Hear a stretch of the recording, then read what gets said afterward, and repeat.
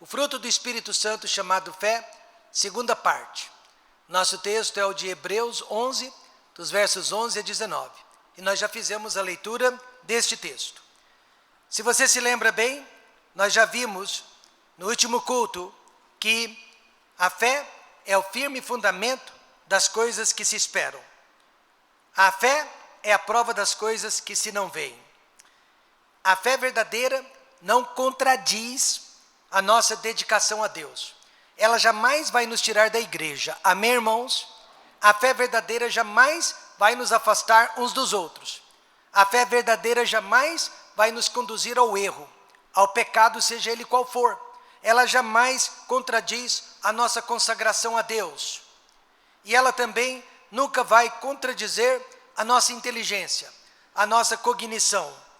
Vimos, em segundo lugar, que pela fé, Abel ofereceu a Deus maior sacrifício do que Caim, pelo qual alcançou o testemunho de que era justo, dando Deus testemunho dos seus dons, e pela fé, e por ela, depois de morto, ainda fala. E vimos em terceiro lugar, pela fé, Abraão, sendo chamado, obedeceu, indo para um lugar que havia de receber por herança, e saiu sem saber para onde ia.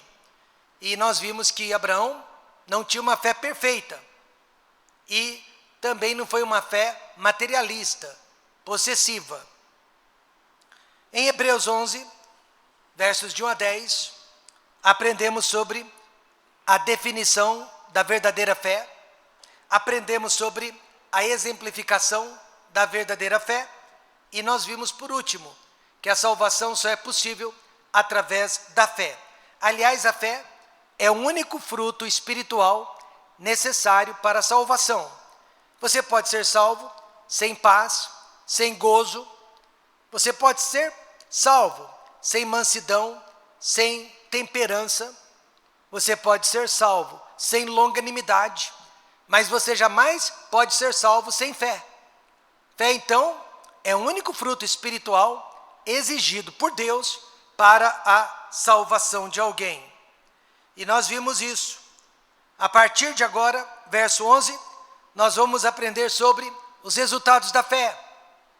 Nós vamos ver o que a fé tem causado na vida de outras pessoas e pode causar na nossa vida também. Nós vamos ver os ensinamentos da fé. Quem anda pela fé, quem vive pela fé, há de agradar a Deus. E nós vamos ver finalmente os milagres da fé.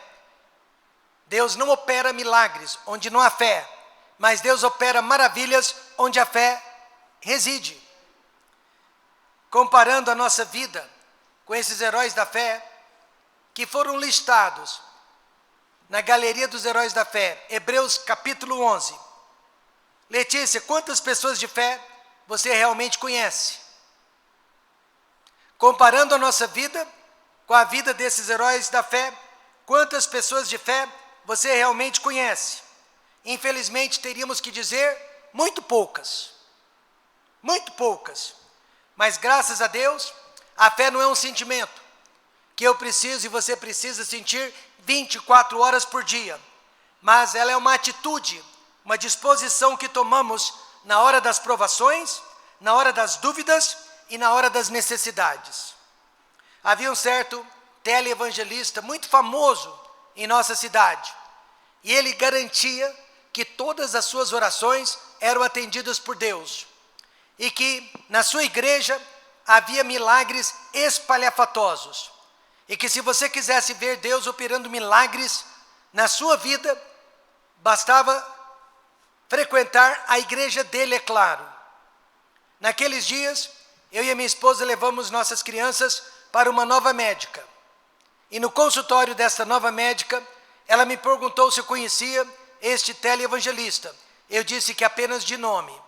Então ela me disse que ele não saía do seu consultório.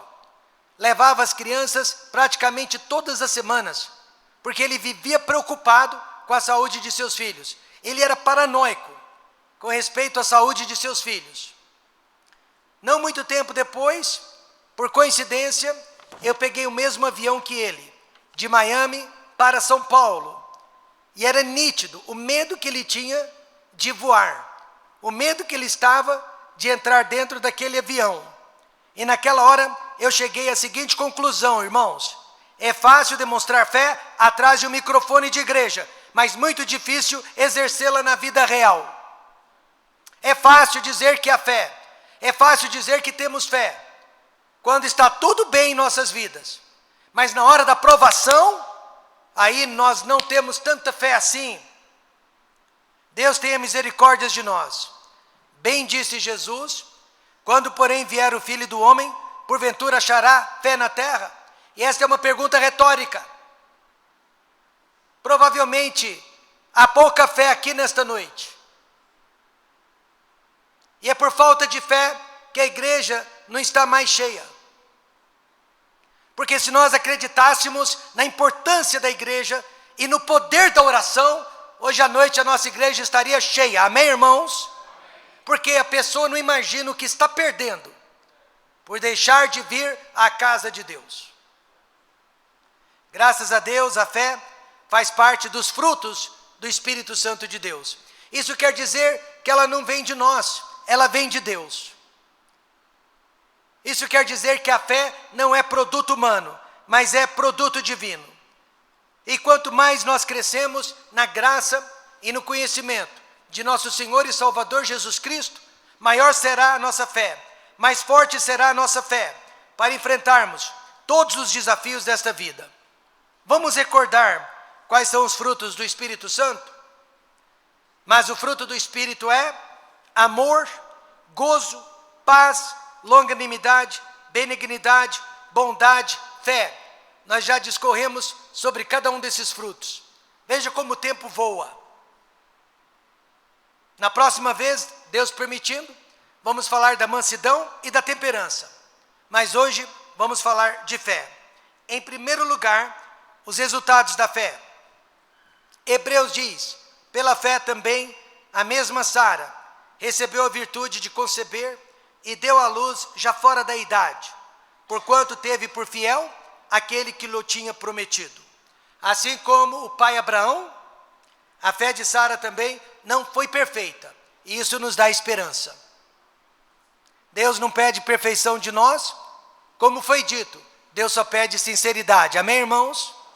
Mas Ele não pede, não espera perfeição de nós, mas Ele espera sinceridade, lealdade, fidelidade. Como assim? A princípio, Sara não acreditou na promessa de Deus que ela viria a ser mãe, que ela daria à luz, apesar de idosa. E ela chegou a dar risada do anjo de Deus, demonstrando deboche pela promessa que ele tinha acabado de fazer. Mas quando aquele bebezinho nasceu, ela deu risadas, desta vez de alegria, de felicidade e de gratidão. Por isso o nome dele, Isaac, que significa sorriso. Sara é um perfeito exemplo da misericórdia de Deus, pois apesar de ter duvidado, de início, ela teve uma segunda chance. Amém, irmãos? Já a cidade de Jesus, chamada Nazaré, não teve uma segunda chance. Aquela cidade foi incrédula, ela duvidou de Jesus, e por causa disso, Jesus foi embora sem realizar milagres naquela cidade, sem abençoar aquela cidade.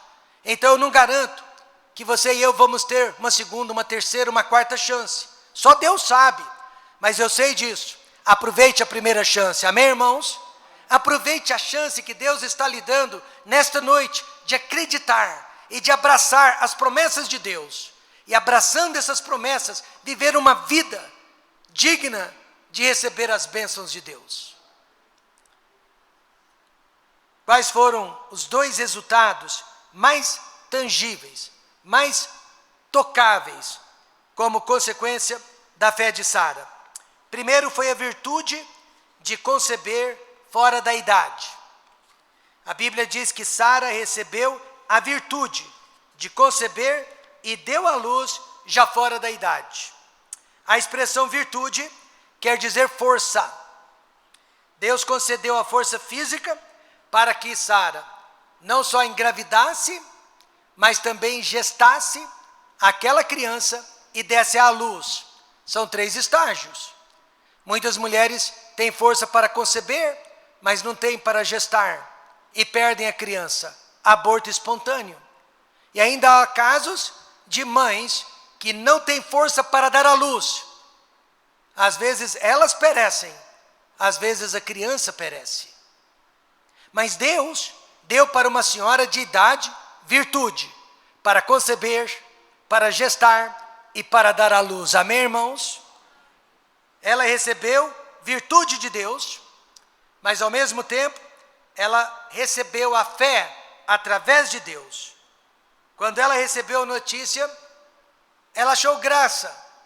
Aí o anjo de Deus lhe fez uma pergunta: haveria algo difícil para Deus? E ela precisou responder: não, não há nada impossível para o Senhor.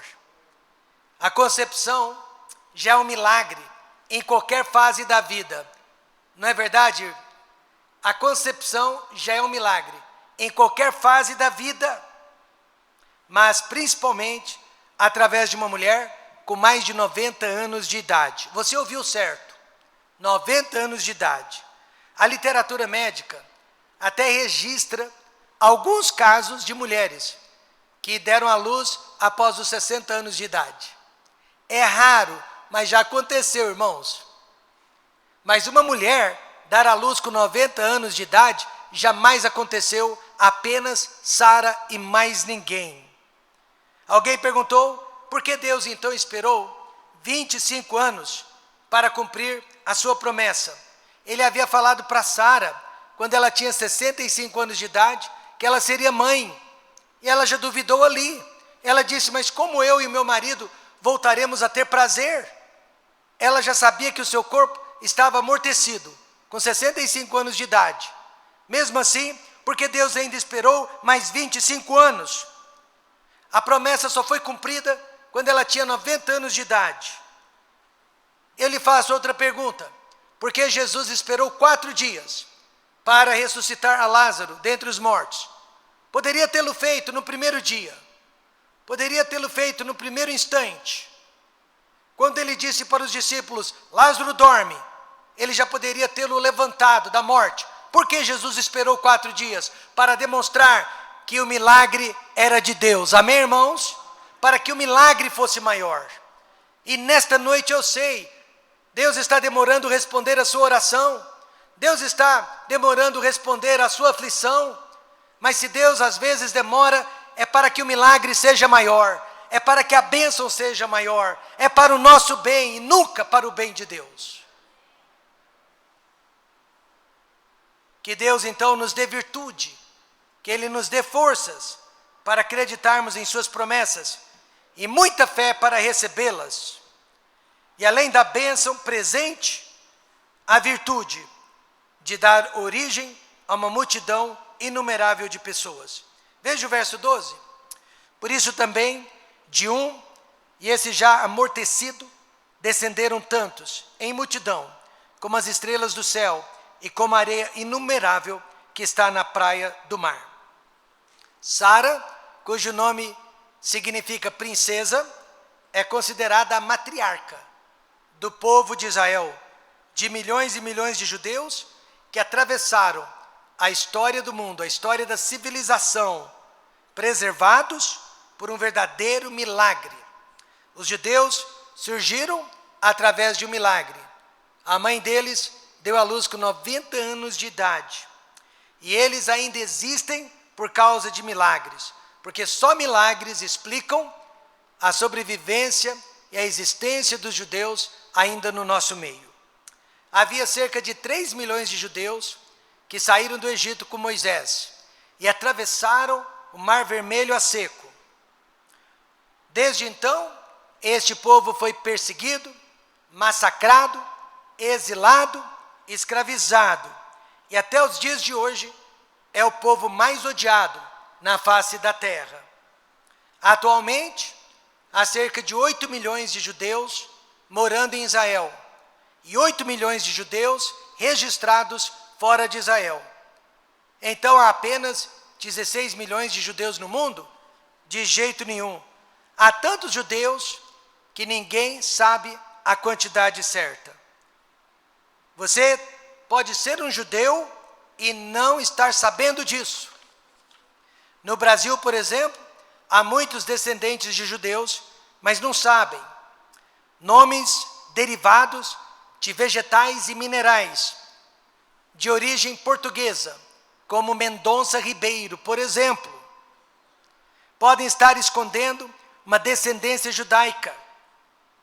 O que nós sabemos é o que Deus disse, e Deus não exagerou, como as estrelas do céu e como a areia inumerável que está na praia do mar.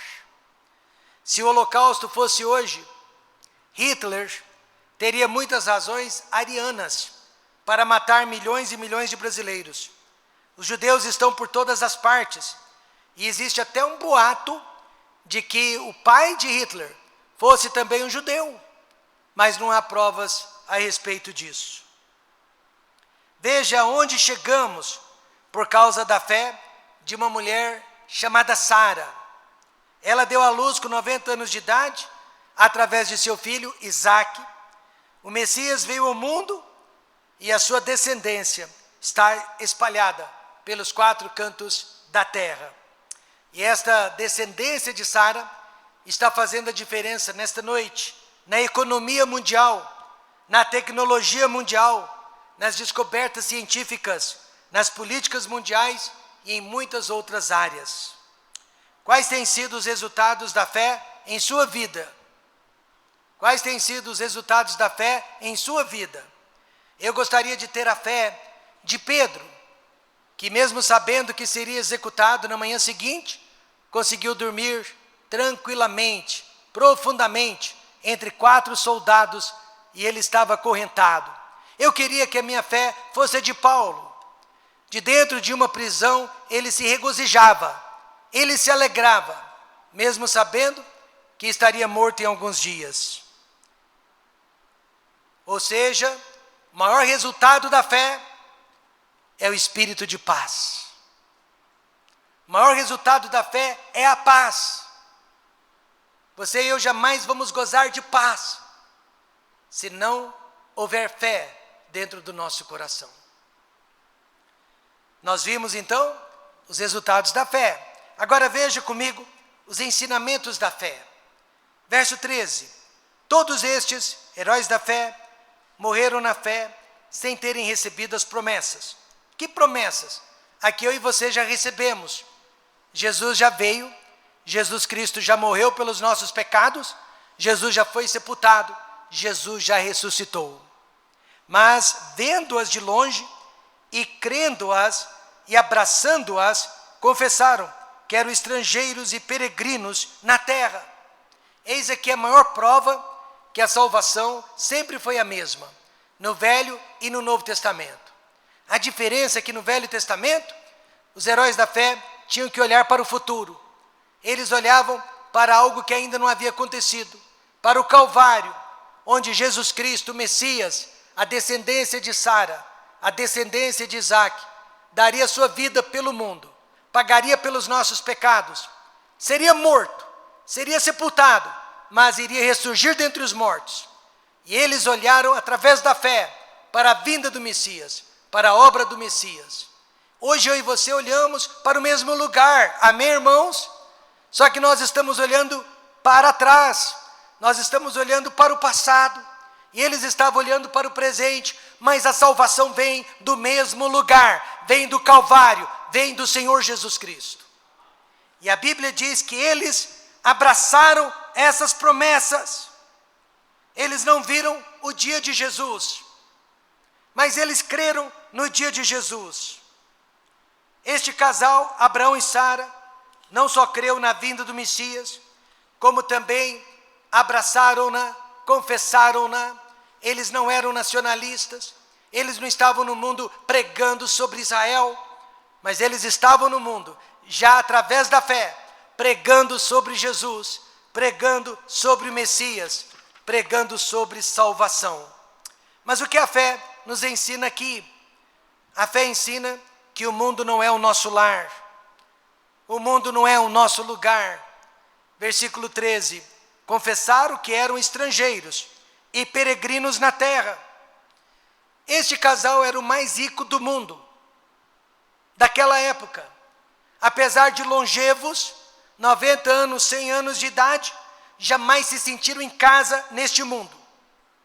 A esperança deles não estava na terra dos cananeus, mas sim em uma pátria celestial. Afinal de contas, a fé existe para nos levar para o céu e não para nos fazer mais felizes neste mundo.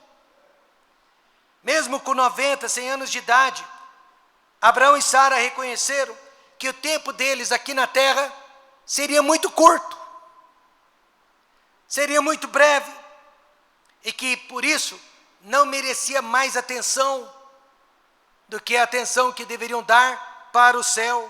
Paulo assim explicou: pensai nas coisas que são de cima e não nas coisas que são da terra. E parafraseando, se você estiver pensando nas coisas que são de cima, você estará pensando na igreja, no povo de Deus. Você estará pensando no evangelho, na palavra de Deus. Você estará pensando em galardões e você estará pensando na salvação de almas perdidas. Desde cedo, precisamos ensinar aos nossos filhos que este mundo é passageiro, porque se eles amarem este mundo, poderão perder o que há de melhor na eternidade. Veja o verso 16: mas agora desejam uma melhor, isto é, a celestial. Quantos concordam que a cidade celestial é melhor que Goiânia? Digam amém. E apesar disso, pessoas estão se dedicando a Goiânia, mas não estão se dedicando a Jerusalém celestial. O que significa saber que o mundo não é nosso lar? Significa investimentos. Ao invés de ficar investindo neste mundo, sua saúde, seu tempo e seu dinheiro, você passará a investir tudo isso no mundo de Deus. Pouco antes de morrer, um irmão em Cristo com mais de 94 anos de idade nos procurou e disse: eu quero fazer uma doação, não quero que ninguém da minha igreja saiba, não quero que ninguém de minha família saiba, mas eu quero fazer uma doação no Brasil, que mesmo depois da minha morte, eu saiba que essa doação continua rendendo, continua se multiplicando, continua viva. E então ele fez a doação, e já se passaram vários anos, e eu posso lhe garantir que o investimento dele continua crescendo. Amém, irmãos? E ele já está no céu. É sobre isso que estamos falando. Sara e Abraão investiram no reino de Deus antes da vinda do Messias. Agora, muito mais eu e você devemos investir no reino de Deus, porque o Messias já veio. Amém, irmãos? Abraão precisou de mais fé do que nós. E ele investiu no reino de Deus antes da vinda do Messias. E agora é a nossa vez de investir neste reino, porque o Messias já veio, já morreu por nós, já ressuscitou. Sara e Abraão morreram na fé. Quantos de nós aqui vamos morrer na fé? Isso quer dizer, eles não tiveram que buscar pela fé na hora da morte, ela já estava lá com eles. Eles não tiveram fé para escapar da morte. Ninguém aqui jamais terá fé para escapar da morte. Ontem à noite eu disse para o moço lá da funerária que atendeu a Zailde, e ele fazia de uma forma natural, tranquila, é a profissão dele. O nome dele é André. Eu disse: André, você sabe que você também está na fila, né? Hoje você está vendendo caixão para nós, amanhã alguém vai estar vendendo caixão para a sua família. É uma fila, e todos nós estamos na fila. É só uma questão de tempo, e todos nós iremos morrer. Ninguém tem fé para escapar da morte nesta noite, mas nós podemos ter fé para enfrentar a morte. Amém, irmãos? Nós podemos ter fé para enfrentar a morte. Eis aqui um dos resultados da fé. Que Deus nos dê esta fé, pois todos nós vamos precisar dela em breve. E o que mais a fé nos ensina? o mundo não é o nosso lar e que Deus é o nosso Pai. Veja o verso 16. Por isso também Deus não se envergonha deles, de se chamar seu Deus, porque já lhes preparou uma cidade. Viver pela fé se torna mais fácil quando reconhecemos que Deus é o nosso Pai e Ele tem nos preparado um lugar muito melhor do que este. Por mais dinheiro que você tenha para investir em casa, carros, plano de saúde, melhores escolas para os seus filhos, Deus ainda tem nos preparado um lugar muito melhor. Jesus explicou assim: não se turbe o vosso coração, credes em Deus, crede também em mim. Na casa de meu Pai há muitas moradas, e se não fosse assim eu vou-lhe teria dito, vou preparar-vos lugar.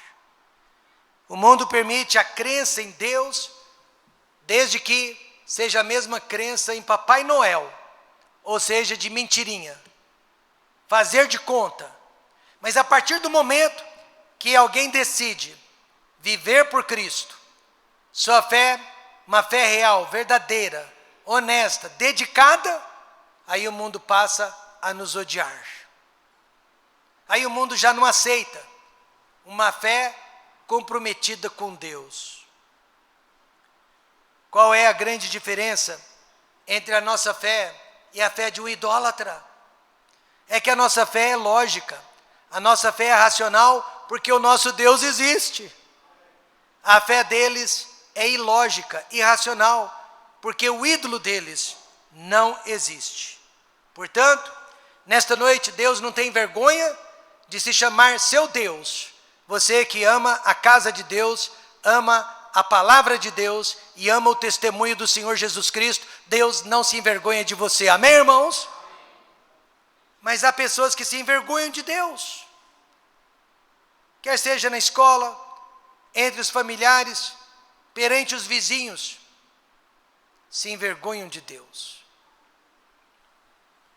O segredo da fé é ser e se comportar como verdadeiro filho de Deus, filho da luz e não das trevas.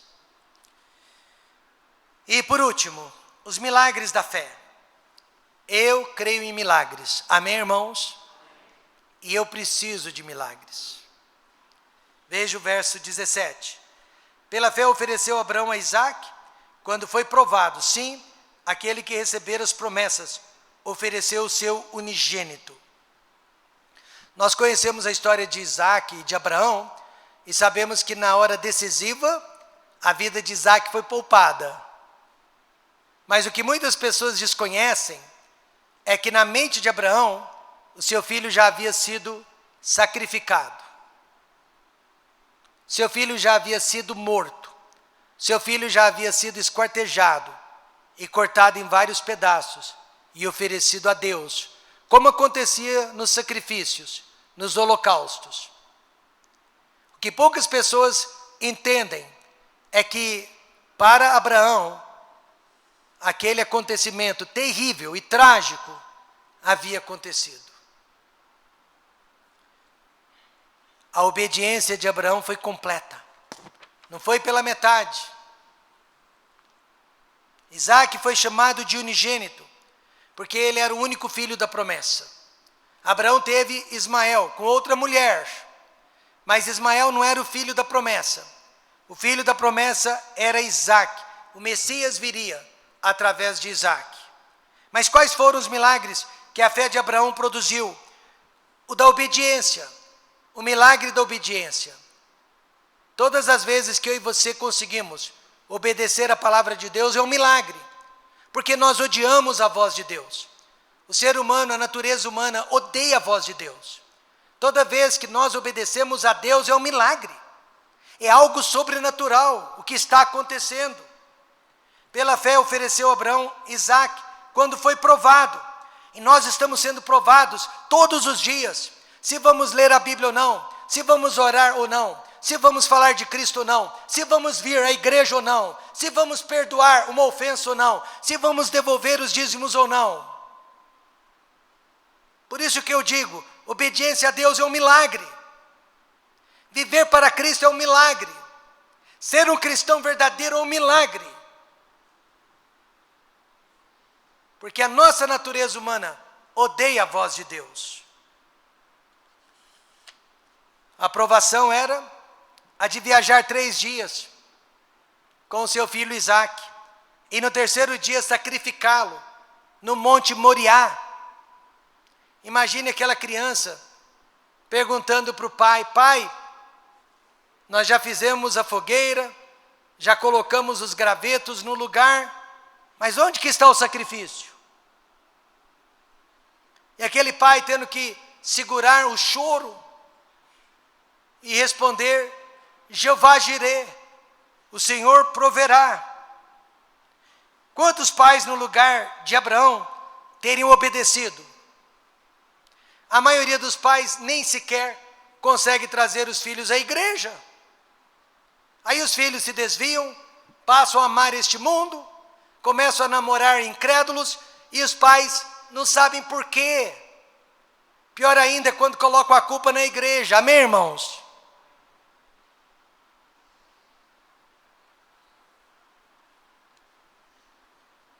Abraão não só ofereceu o seu filho, já em seu coração o filho estava morto.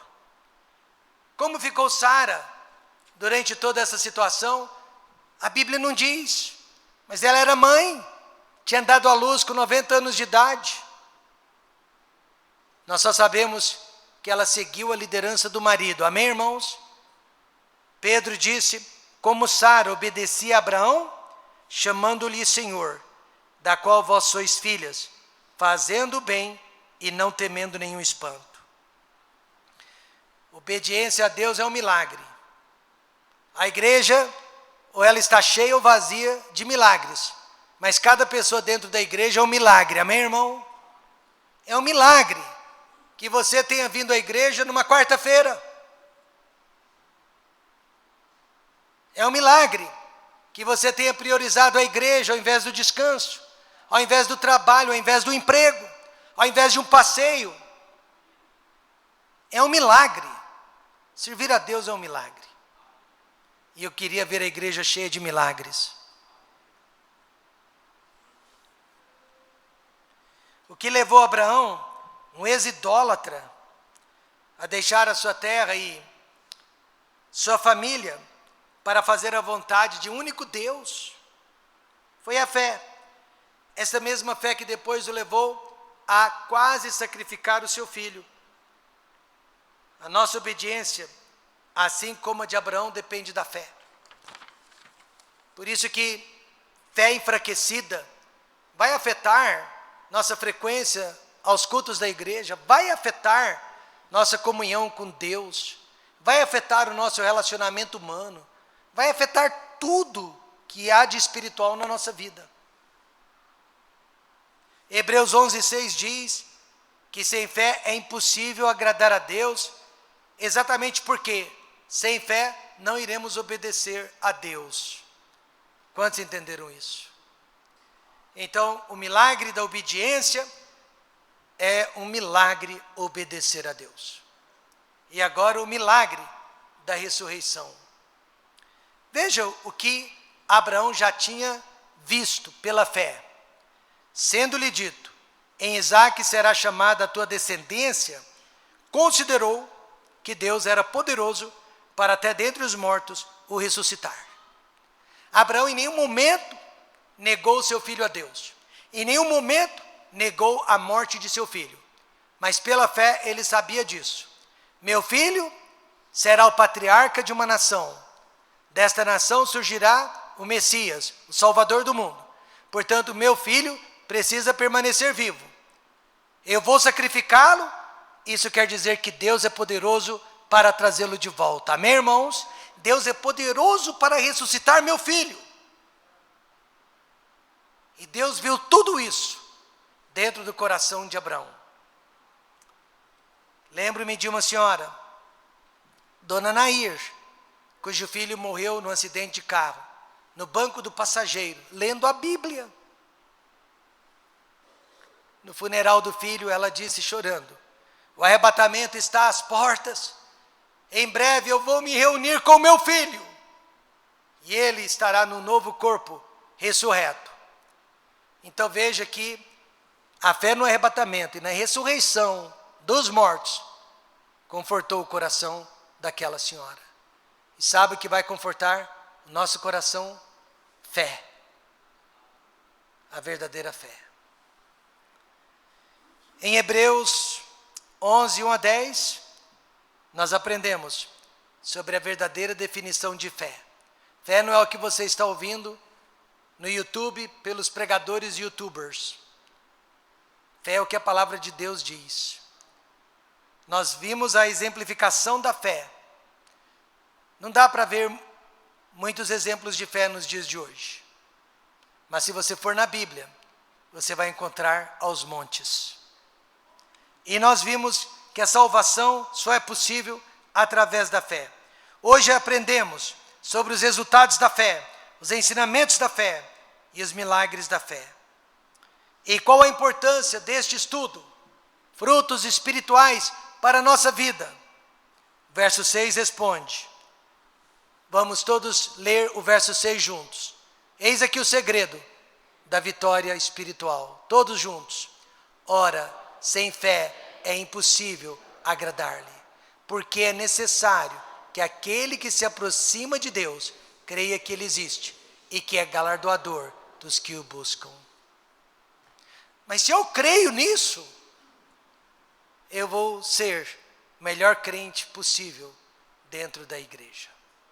Se eu creio nisso, eu vou ser o melhor pai, a melhor mãe possível dentro do meu lar. Nossa passagem por este mundo, nossa entrada no mundo vindouro, depende do tipo de fé que estamos praticando para com Deus. Vamos orar.